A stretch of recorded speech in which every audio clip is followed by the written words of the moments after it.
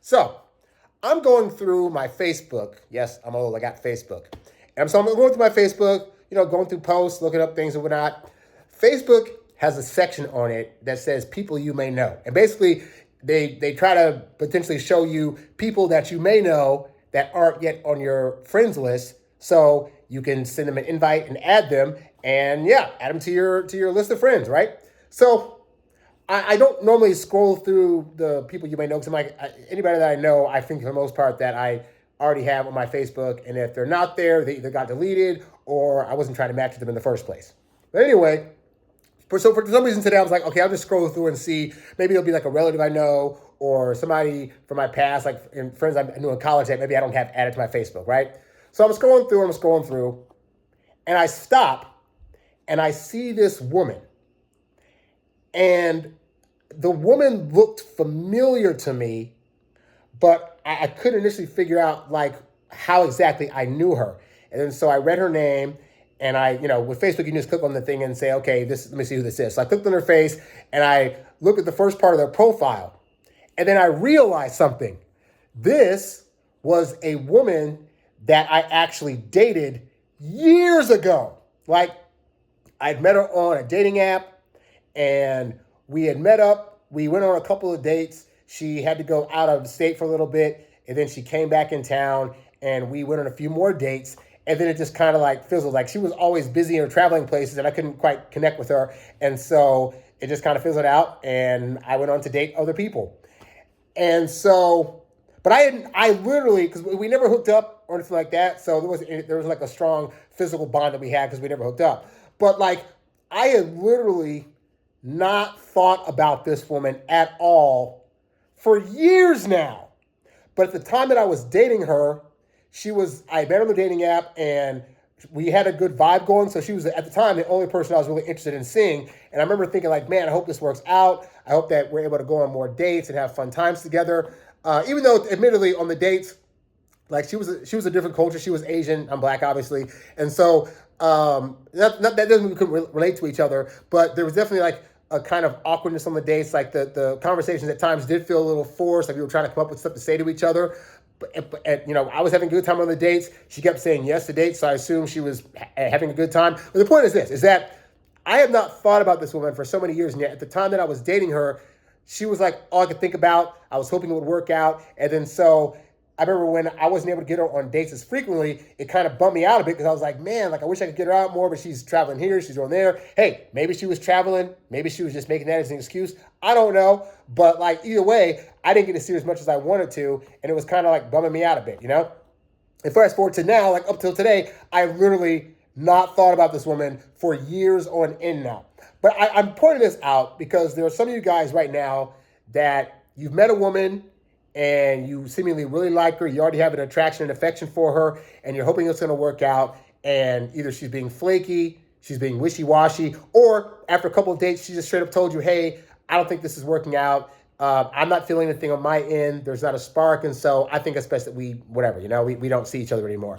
And you may be in that period where it's just like, it's like the worst thing, because rejection, even if you get used to the idea of rejection being a thing, and I've been doing this for years, regardless of how many years I've been doing this, hearing a no or I'm not interested still hurts, So, but you may be in a place now where that's happened. You're just like, you're hurt, you're feeling bad. You're trying to figure out ways in your head why this didn't work out, how you could be different. Maybe she needs to be in a different spot. Like, it's like the only thing you're thinking about. And in those moments of time, it can very much feel like it's always going to feel that way. Like this person is so important to you right now that you're feeling told as if it doesn't work out, it's going to be the worst thing for your life. You're never going to get over them. You're going to be thinking about wanting to text them and call them and get them on a date. And ideally, you've learned that like trying to chase after a woman that's rejected you or said no is probably not the best thing in the world. But you still may be feeling that you want to do that. You can't. So just, you're sitting in your bed every night thinking about this woman and thinking, oh my God, like I wish this feeling would go away. Like I wish I could have her in my world because I want her to be my everything.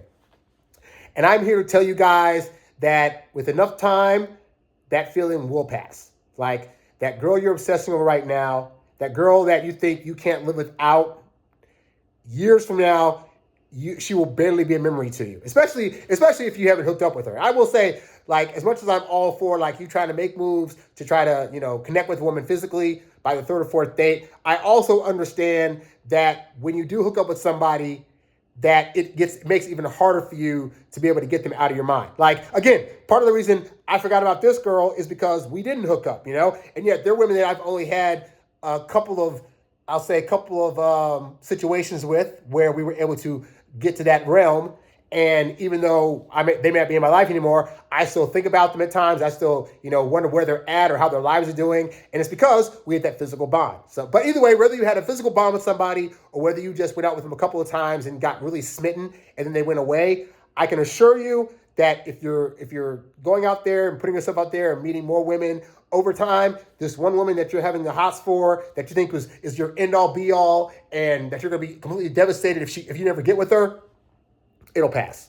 Like, especially if you have an abundance mindset and you start putting yourself out there more, you're going to come across more women that you find you're able to talk to easier, that you connect with on different levels better. You have similar hobbies or similar things that you want out of life together, that maybe more so than the girl you're pining over now. And just as you get more experience, ideally you'll talk to enough women to where that one woman you talked to wasn't your end all be all, and that she goes down on the ladder because you've talked to like 9 or 10 other women. Not necessarily hooking up with 9 or 10 other women, mind you, although that's fine if you do, but just in terms of like putting yourself out there more. Like, rejection, I find, stings the most when you feel like there's no hope for you to get anybody else. But if you have the mindset of, I want this to work out, but if it doesn't, she can go find her happiness and I can try to continue to find my happiness over here, then it gets easier to get to a space where you're not so obsessed over people that you lose that you're going to be stuck on thinking about them and wanting them in your life forever. Like, it really benefits you to get to the point in your dating journey where you're not able to be obsessed over somebody because you're like, I want this to work out. It'd be absolutely great if it does. But if not, it is what it is. But just want to put that out there, that over time, if you're worried about how you're going to feel about this woman a year from now or 2 years from now, I can assure you, you will not think about them until they come across your Facebook feed and you're like, oh, I dated them that one time. Yeah, what did we do? Where did we go?